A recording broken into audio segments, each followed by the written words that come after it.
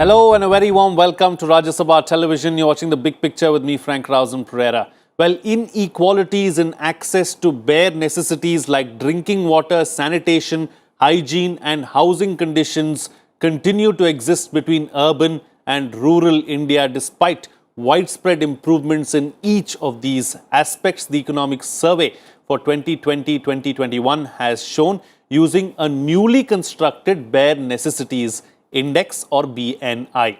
The BNI builds on the idea of Thalinomics in the economic survey for 2019-20, through which it had sought to examine the access to food in the country.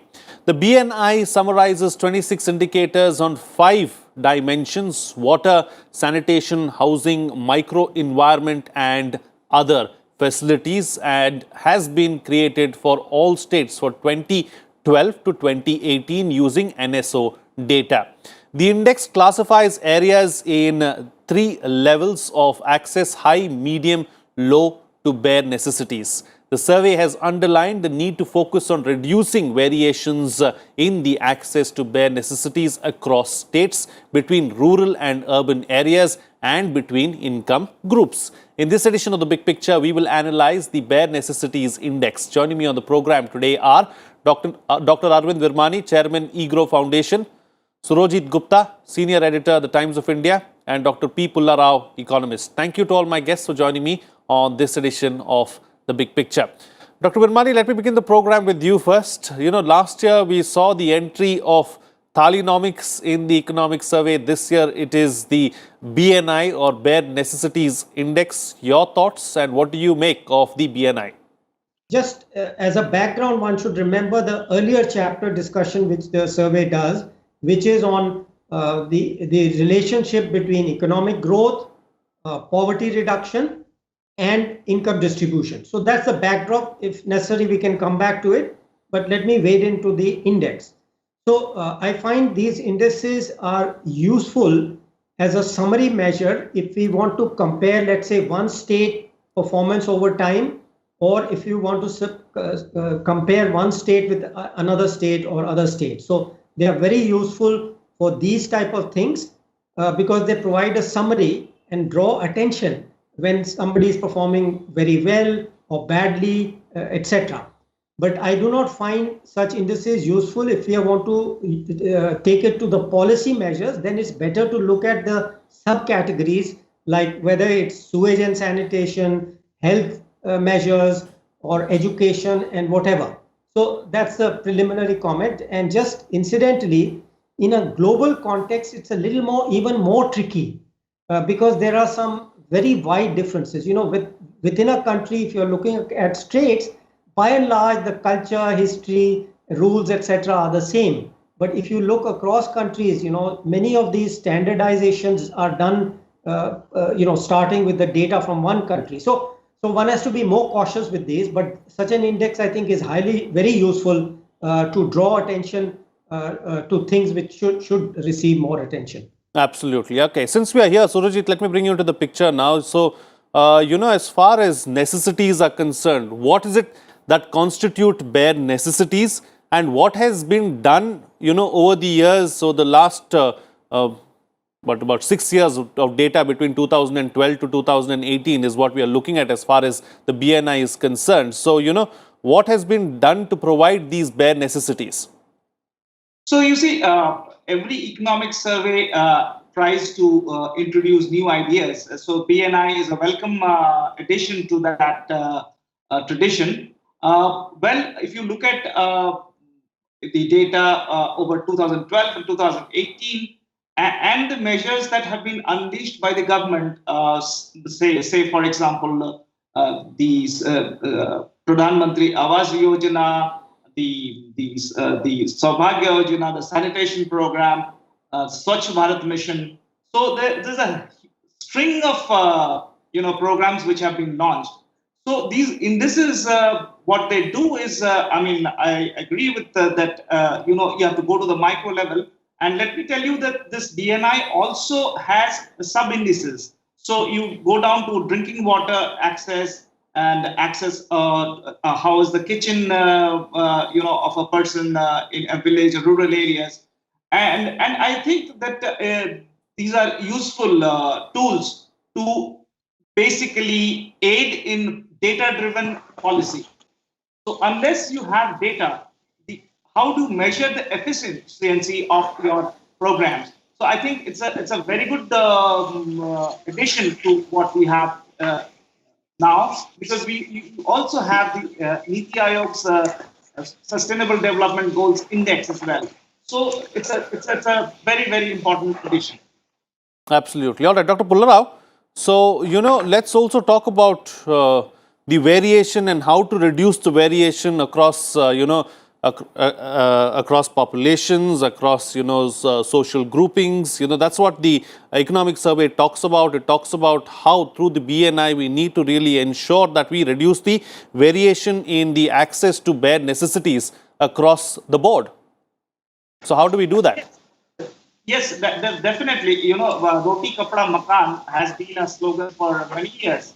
And in addition to that, now people are talking about, access to gas cylinders, access to drinking water, access to sanitation, and even within sanitation, things like, what are the local conditions, like whether,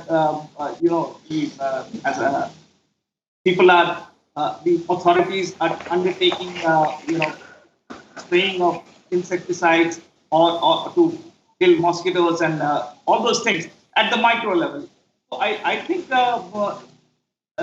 it is an important aspect of policy making, of to ensure how policies are working at the ground level, Absolutely. at the level of the citizens. So it's all about what we have been seeing, ease of living kind of thing, whether it is programs are successful or are reaching the last mile or not. So that's very important. Okay, sure. Dr. Pullarao, the question was for you, but it's, let's add and let's build on that. So, as far as, reducing the variation in access to bare necessities is concerned, would you like to add to that? What do you think needs to be done? What needs to be the key focus area? Where do we need to start first? What is it that is on top of the agenda or should be on top of the agenda? Let me take you straight away to what the youth require, because the elderly population, in a few years will be phased off. During the pandemic, even earlier, we found the biggest need was internet and smartphones. I'm jumping a little ahead of when you talk of bare necessities, you're talking of the kitchen ventilation, all these things were listed there in various forms. So I believe, I don't know if our distinguished guests would agree, that you need a quantum jump also. The youth, wherever you found this time, they've been demanding this for homeschooling, for work from home, the equality feeling also. Most of the people can afford phones. Those who can't afford phones, the smartphones, the internet, are in a very deprived situation.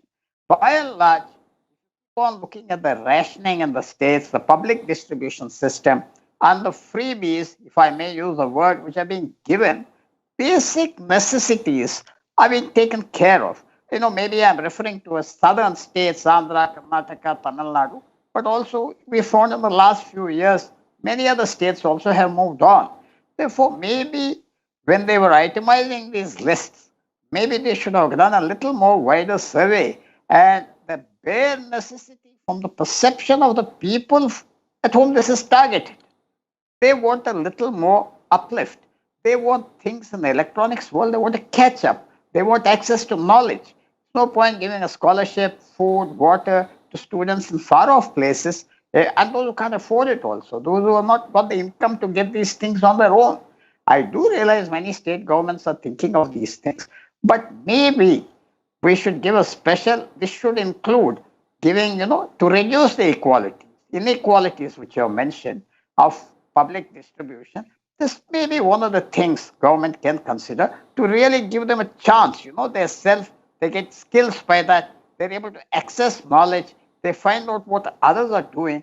You'll be, as you're very much aware, 15, 20 lakh people are sitting for just the competitive exams every year for 5,000-10,000 jobs.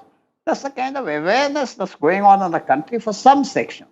So maybe I would think that rather than saying I'm going to give more rice, rice is given everywhere, wheat is given everywhere, these bare necessities are being done well in most states. Most states. I can't go to Bihar and say the same thing, or Uttar Pradesh or parts of Jharkhand. So I would like, one of the easiest ways is to target the younger generation, the school-going generation, take what they need so that they get equal access to education. Then other things fall into place, their qualifications, their confidence, and this kind of thing. That's what I believe will help. Yes, you give them a little more ration, give them a little more. Yes, they need health, they need all these other things which have come out. And in that report itself, our chief economic advisor has also said that the private health sector has been lagging, not doing well. We have to go to the government sector and improve it. All those things will be done on a macro basis. But perhaps one of the quick ways, a vaccination to reduce this inequality, may be these kind of things which will make people more accessible. I know you've been touring all around the country and you would have noticed that. There's a certain kind of innocence which has come about from lack of access to these things. And therefore, maybe the government should go that extra step, take that leap. You can't have this as a slow progress. The rising expectations in the country, the rising feelings of, a lot of these rage feelings that we see, they'll be subdued if perhaps you take this extra jump. Absolutely. All right. So, Dr. Virmani, since we are here then, have the bare necessities become much more than just your roti, kapda and makan? Are we looking at, an aspirational India looking beyond just these simple necessities and the bare necessities becoming a lot more wider than just these three aspects? That's a very good question. But one should remember that earlier we used to call them basic needs. Now we are calling them bare necessities. Anyway, that's just a wording change. But I think the good way to think of it is to go back to the start of the pandemic. If you remember, the lockdown completely exempted what we called essential goods and services. But remember, essential goods and services included electricity, it included TV and telecommunications, it included telephones, etc. So in that sense, you are absolutely right. In a way, we've already shown in the lockdown that now essential goods and services include some of those things. But let me make another related point, which is very important for economists to understand, and that is that government must provide public goods and services. Public goods, because these have been relatively neglected. There are tons of World Bank reports from, let's say, past 3 decades, which show that India's focus on public goods, because the rich can always substitute these goods by very expensive methods. But by definition, public goods are very expensive to provide individually. So it's impossible for the poor to do so. So very important, sewage and sanitation, for example, is a very important public good. We must ensure that that is uniformly given. That has a huge impact on reducing inequality. So that's we mustn't forget that. But coming back to your question, I agree with Professor that, for example, access to internet now is absolutely essential for equality. So in the remote areas, we've talked about connecting every district headquarters. Now with BharatNet, is being expanded to every village, etc. I think that's very, very important for the future. If we are going to get our youth in, Professor has rightly pointed this out, because the youth is the future. If they don't, if 50% of the youth living somewhere in some remote area, rural area, do not have access to internet, that's going to be a huge inequality, not just for education, but for health. There's going to be e-medicine all over the place. There are many startups. There's going to be e-education, e-skilling, and all kinds of e-governance. So if you don't have access to the internet, it's going to be a source of huge inequality. So very, very important point made by Professor. And I think the government must focus. For example, I have been saying this BharatNet must be expanded very fast. But just one small thing which is not well known. I had occasion, this space liberalization is a very important thing people don't realize. I had occasion to talk to a young entrepreneur who is providing in the next 3 months, 6 months, he's going to provide connectivity to every area of the country, including 300 miles offshore. That's going to be amazing transformation. The fishermen will be directly able to connect through the satellite, and he's made it very cheap. The receiving stations, the transmitting stations, they have made them very small and cheap. So innovation, very important. Connectivity, very important. Absolutely. All right. So, Rajit, since we are here, then, both Dr. Irmani and Dr. Pullarao, they're on the same page really as to what needs to be done and how we need to go forward. So, that's a good thing. So, Rajit, what about the likely cost that the government will have to bear in trying to give out these bare necessities? Can they be provided in, in a year where the pandemic is still rearing its ugly head? These are programs, government programs have been there. There will be allocations for that in the budget. There will be increased allocations in some sectors like health. Professor Rao and Dr. Brinmani rightly said that maybe this index could also look at the access to internet and smartphones, because if you look at the pandemic, during the pandemic, what happened is that schools were closed. So the classes were being held on smartphones, and a lot of people did not have access. So you are risking, losing a huge chunk of the population. You're thinking of leaving them out if they don't have access to internet and telephones. And the Digital India program, the BharatNet program is there, but it needs to be accelerated. So in terms of that's a very important addition that this index can do. But let me tell you also that why there's also a large part of the population which is still struggling for bare necessities.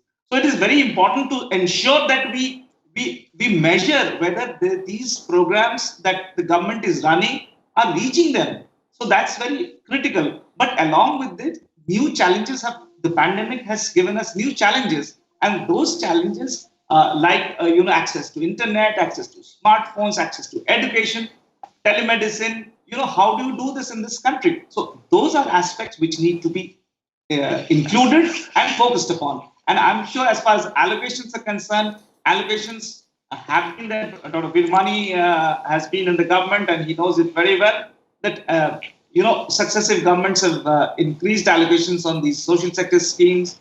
So I guess, and I hope, and as the economic survey says, that finally healthcare has, come at the center stage. So I guess it's an important budget that we are looking at as well. There's no doubt that it's an important budget that we are looking at, and in many ways it could possibly be a historic budget as well. One thing is for sure, there will be no papers this time around as far as the budget is concerned. So that's going to be a first too. Dr. Pullarao, let's bring in another aspect. It's something that you touched upon in your opening remark. I'd like you to dwell upon that a little more.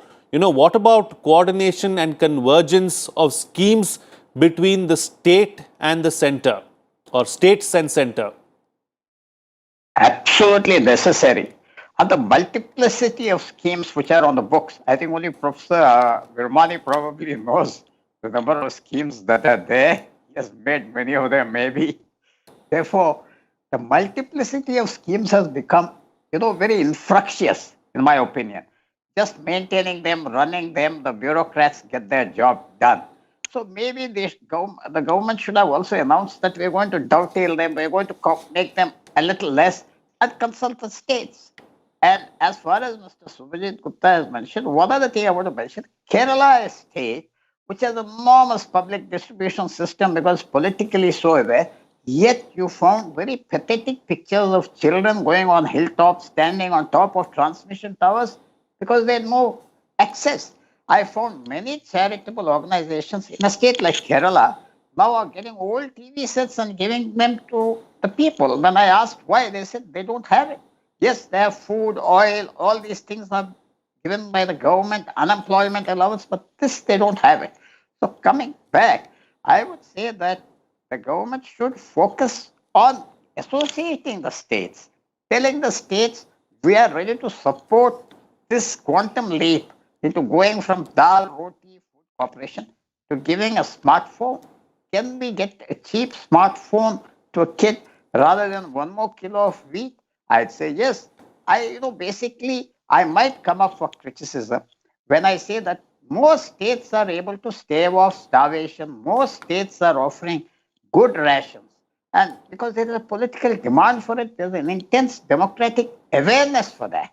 Therefore, you should take this leap, get the states on board, and I don't think we have time for matching grants as far as getting a scheme as far as the smartphone is concerned. You know, there are two kinds of people in this country, those with smartphones, those without smartphones. I mean, I may be a little bit overstressing it because that's what I found. I'll give one more example. I from Polavaram, where the dam is coming up, there are 3 to 4 lakh displaced people, and I have been raising their issues. At a meeting, I asked very, very high ups in the government of India, what more do you want? I said, I want a smartphone for every displaced person. I want maybe a cheap television set. What do you mean? They don't have housing. We're going to give them housing. I said, this will take them to the equal of the other people around them. Therefore, the state should be brought on board. And all the agencies of government which are dealing with this, they should be told you focus on the next generation. You focused on the next desires of people, and perhaps their necessity should may become, as somebody has just remarked, I think it was Professor Virmani, you should probably say future necessities or something contemporary, equal necessities. When I find my smartphone without it, I can't sit also. Why can't the others have that feeling? Therefore, I believe the state, to answer your question, should come forward. I believe it should not be a matching grant scheme. It can be a one-time scheme to cover the younger generation and all the schools, but it's very necessary. Otherwise, we are fast losing time. And the advantage, the IT advantage that India has, especially, if you look around a state like Andhra, Karnataka, and other places, so away, remote villages, people came back to work from home, and they're employed in US firms or Canadian firms, in tribal areas. Why should we lose that advantage?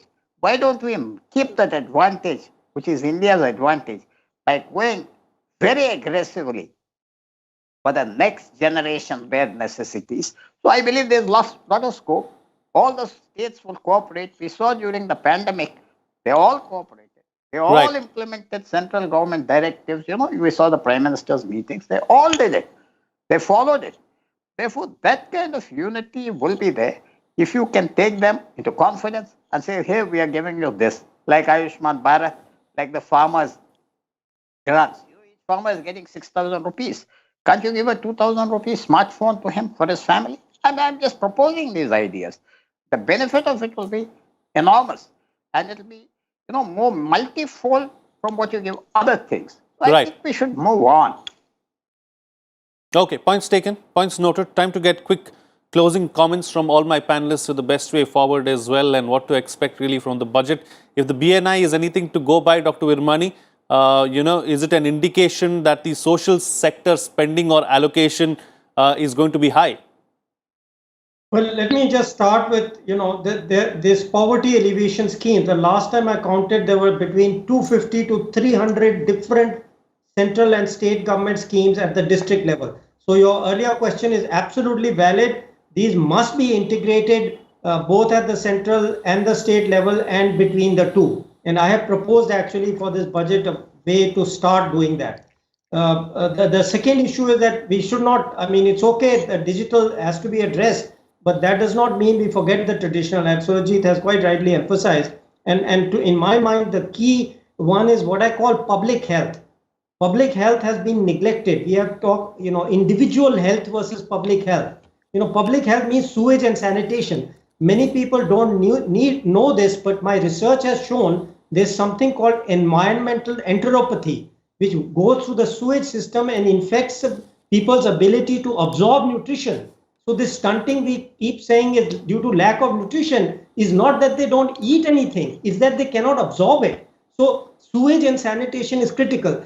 Health education, if you go to a school, a primary school in the US, they teach you about germs, about cleanliness. We had to do it during the pandemic. So there are things which we forget. These are public goods which have to be done by the public. I know I can teach my son or my grandson, but many of the poor people don't get it. They have to be told this in schools. They have to be taught these things. So I would say there are many areas of traditional which should not be neglected. And of course, we must also pursue BharatNet, etc.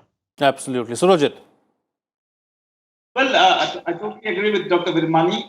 We have to realize that it's not an either or a situation. So you have to basically go with the traditional, focus on the traditional, keeping in view the fact that there's a large chunk which is still fighting for basic necessities, and then also include ideas like smartphones to bridge the digital divide.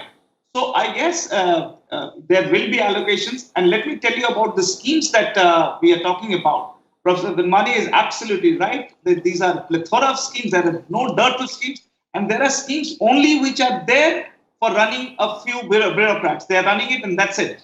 So I guess on the budget day, we'll also have the Finance Commission report, and it will also talk about the whole thing of reforming this whole thing. And you would have seen in the past also there have been efforts to basically cut down on these schemes and have effective and focused schemes. So I guess that is the way forward.